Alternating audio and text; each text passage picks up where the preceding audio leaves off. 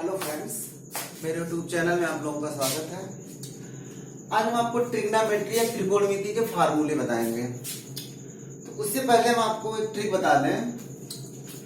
जैसे मान लीजिए हम यहाँ पे लिख दे रहे हैं समोसा। यहाँ पे हम क्या लिख दे रहे हैं? समोसा। और यहाँ पे हम लिख दे रहे हैं छेना। तो हम कह दें कि समोसा छेना का उल्टा है, रेसिप्रोकल है। तो अगर समोसा छेना का रेसिप्रोकल या उल्टा है तो हम इसको ऐसे लिखेंगे, हम लिखेंगे समोसा इक्वल टू 1/छेना। क्लियर? और हम लिखेंगे छेना इक्वल टू 1/समोसा।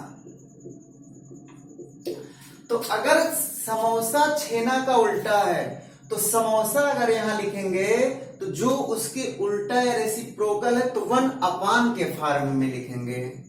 तो अगर एक इस तरह से लिखेंगे तो दूसरे वाले को 1/, करके लिखते हैं। तो छेना इक्वल टू क्या हो जाएगा? 1/समोसा। और समोसा इक्वल टू क्या हो जाएगा? 1/छेना। और आपको पता है कि अगर छेना है, कोई भी नंबर हो, कुछ भी अगर सिंगल है तो उसको आप 1/1 करके लिख सकते हैं। तो यहां भी हम समोसा 1/1 लिख सकते हैं। तो अब देखिए हम क्या कर सकते हैं। अब हम तिर्यक गुणा या क्रॉस मल्टीप्लाई कर देते हैं। क्या कर सकते हैं? Cross multiply. तो क्रॉस मल्टीप्लाई अगर हम करेंगे तो देखिए समोसे का छेना में मल्टीप्लाई होगा। तो जैसे तो ये हो जाएगा samosa into chhena equal to 1 into 1 कितना हो जाएगा? 1 हो जाएगा।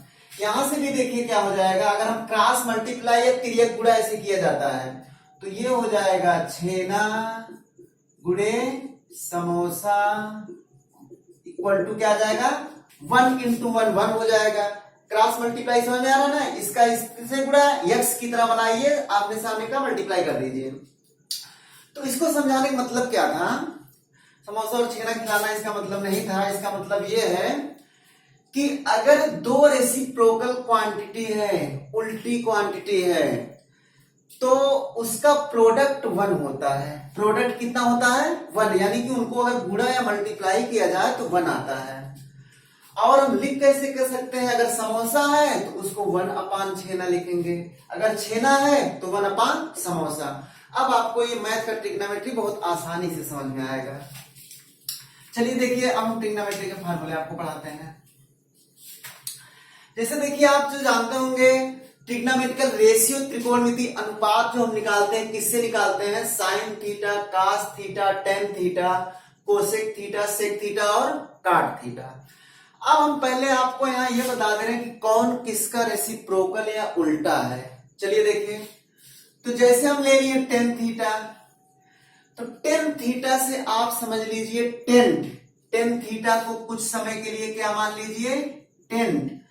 और काट थीटा, देखिए काट को हिंदी में हम खटिया कहते हैं, खाट कहते हैं। जैसे शादी वगैरह जब कुछ पड़ता है तो टेंट से खाट या काट मंगाया जाता है। तो टेन थीटा को हम टेंट मान लिए और काट थीटा को काट मान लिए। तो टेन का उल्टा क्या हो गया? काट हो गया। चलिए ये आपका क्लियर हो गया। टेन का रेसिप्रोकल काट हो गया। अब देखिए, जैसे कास और सेक थीटा है तो इसको हम समझाने का प्रयास कर रहे हैं। जैसे यहां पे दिया है सेक थीटा, इसको कुछ समय के लिए सक मान लीजिए, SUCK, सक। और सक को हिंदी में कहते हैं खून चूसना। सक का मतलब क्या होता है? खून चूसना। जैसे मान लीजिए, जैसे सक का मतलब होता है खून चूसना, हम लिख दे रहे हैं। जैसे कोई पर्सन, कोई भी आदमी ऐसी जगह सोया हुआ है जहां पे मच्छर उसके खून चूस रहे हैं। ऐसी जगह सोया है जहां पे मच्छर उसके खून चूस रहे हैं। तो बताइए इसमें से कौन सा वर्ड निकलेगा? इसमें से आपका कौन सा ट्रिग्नोमेट्रिकल रेशियो निकलेगा? इसमें तो इसमें आपका कास निकलेगा। तो वो सोचेगा कि काश यहां नहीं सोए होते, काश यहां नहीं सोए होते क्योंकि मच्छर उसका खून चूस रहा है। देखिए काश हो गया। और सेक थीटा से सक, सक माने खून चूसना, तो सक है, सक मतलब खून चूसना, और सेक थीटा तो जब खून चूसेगा तो उसके मुंह से निकलेंगे काश यहां नहीं सोए होते, तो काश थीटा का रेसिप्रोकल क्या हो गया, सेक थीटा हो गया। अब बचा हुआ क्या है, साइन, ये कोसेक बचा है, तो साइन थीटा का रेसिप्रोकल क्या हो जाएगा, कोसेक थीटा। चलिए देखिए फिर से देखिए, टेंट से हम काट या खाट लाते हैं तो टेन थीटा का रेसिप्रोकल या उल्टा काट थीटा, और सेक थीटा जैसे है, सेक मतलब सक माने खून चूसना, मच्छर उसके खून चूस रहे हैं तो वो सोचेगा कि काश यहां नहीं सोए होते, तो सेक का उल्टा काश हो गया। और साइन थीटा का कासेक थीटा, क्योंकि यही बचा है तो अपने आप यही होगा। चलिए अब हम इसका फार्मूला लिख रहे हैं। अब आपको रेसिप्रोकल अगर याद हो गया तो देखिए फार्मूला क्या बनेगा, टेन का उल्टा क्या था, काट, तो हम लिख सकते हैं टेन थीटा इक्वल टू 1 अपान काट थीटा, ये लिख सकते हैं क्योंकि हम आपको बता चुके हैं अगर एक टेन थीटा रहेगा उसका रेसिप्रोकल या उल्टा 1 अपान के फॉर्म में रहेगा। और हम क्या लिख सकते हैं, हम लिख सकते हैं cot theta equal to 1 upon tan theta. और देखिए हम क्या लिख सकते हैं, यहां पे क्या था, कास थीटा का उल्टा क्या था, कास थीटा का था 1 अपान सेक थीटा हम लिखेंगे, और सेक थीटा इक्वल टू क्या लिखेंगे हम, 1 अपान कास थीटा। और आपका बचा हुआ है साइन थीटा इक्वल टू हम लिखेंगे 1 अपान कोसेक थीटा, और हम कोसेक थीटा इक्वल टू क्या लिखेंगे, cosec theta equal to 1 upon sine theta. अब देखिए टेन थीटा है तो टेन थीटा अपान 1 लिख सकते हैं हम, कास थीटा को अपान 1 हम लिख सकते हैं, अगर सिंगल है तो अपान 1 हम कर सकते हैं, यहां भी अपान 1 कर सकते हैं, यहां भी अपान 1 कर सकते हैं, यहां भी अपान 1 कर सकते हैं, और यहां भी। तो अब देखिए इससे क्या आएगा, क्रॉस मल्टीप्लाई कीजिए, टेन थीटा इंटू काट थीटा इक्वल टू क्या होगा, 1 होगा, टेन थीटा इंटू काट थीटा इक्वल टू 1, क्योंकि टेन थीटा का काट थीटा में मल्टीप्लाई करेंगे तो 1 आएगा। अब यहां से भी वही आएगा, काट थीटा इंटू टेन थीटा भी 1 होगा, तो ये चीजें एक ही है, चाहे इसका इसमें मल्टीप्लाई करके 1 लाइए चाहे इसका लाइए। अब यहाँ पे देखिए हो जाएगा कास थीटा, यहाँ पे तिर्यक गुणा क्रॉस मल्टीप्लाई करेंगे अगर, तो cos theta into sec theta equal to कितना आएगा, cos theta into sec theta equal to 1 आएगा। और यहां से देखिए, यहां से आपका क्या आएगा, sine theta into cosec theta, sine theta यहां लिख दे रहे हैं, sine theta into cosec theta equal to 1, ये देखिए हम लिख दे रहे हैं इसका। तो जो भी रेसिप्रोकल क्वांटिटी है, जो भी रेसिप्रोकल रेशियो है, उसका प्रोडक्ट कितना आया है, 1 आया है। हमारे हिसाब से ये आपको समझ में आ गया होगा। चलिए अभी इसका और इंपॉर्टेंट फार्मूला हम बता रहे हैं।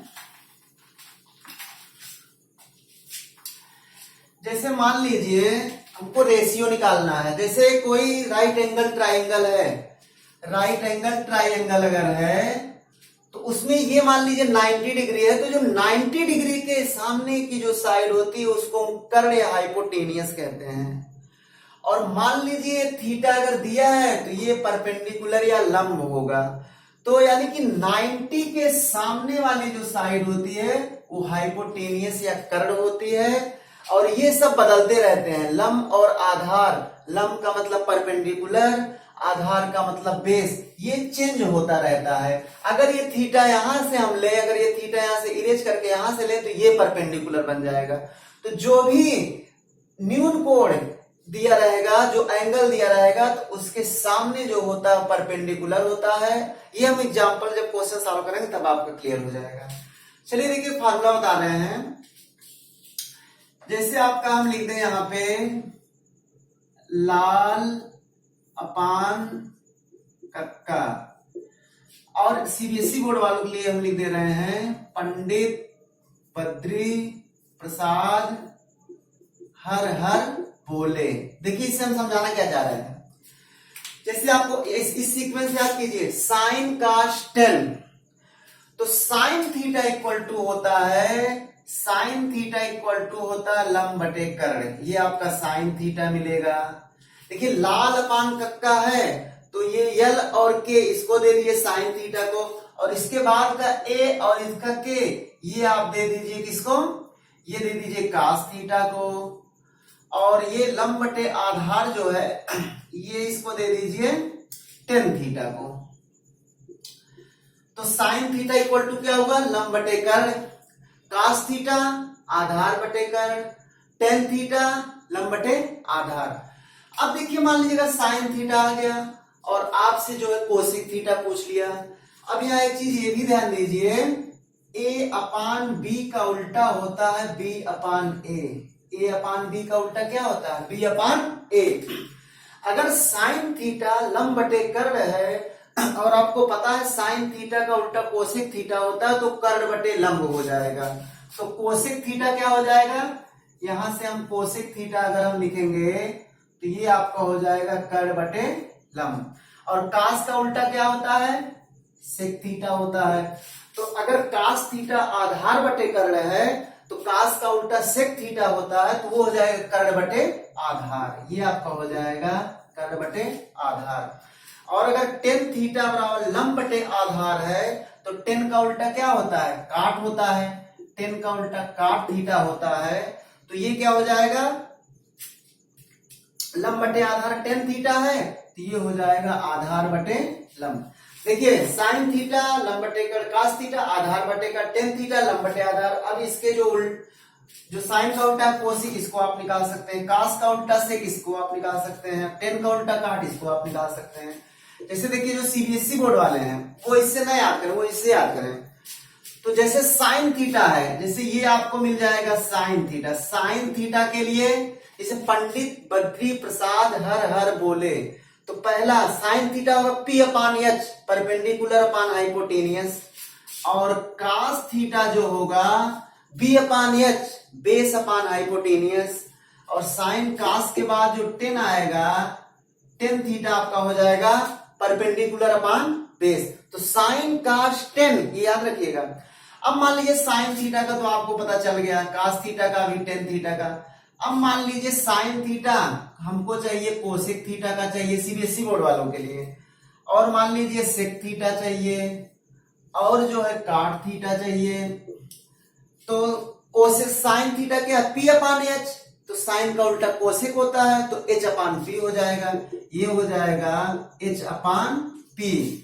और अगर कास थीटा बी अपान एच है बेस अपान हाइपोटेनियस, तो कास का उल्टा सेक होता है तो बी अपान एच का उल्टा एच अपान बी हो जाएगा, ये हो जाएगा एच अपान बी। अगर क्या आपका दिया टेन थीटा है P upon B perpendicular upon base, तो काट थीटा इक्वल टू हो जाएगा बेस अपान परपेंडिकुलर। लेकिन एक चीज ये ध्यान रखिएगा, जो भी होता है कोई फिक्स नहीं रहता है। जैसे एच अपान बी, जैसे साइन थीटा मान लीजिए हम यहाँ पे सी ले लें, जैसे साइन सी ले लें अगर, तो ये परपेंडिकुलर बनेगा और ये बेस बनेगा। लेकिन अगर हम ये साइन ए ले लिए तो ये जो है आपका परपेंडिकुलर ये बन जाएगा, बेस ये बन जाएगा। खैर ये हम आपको जब क्वेश्चन सॉल्व कराएंगे तब क्लियर करेंगे, इतना आप याद रखिएगा तब तक।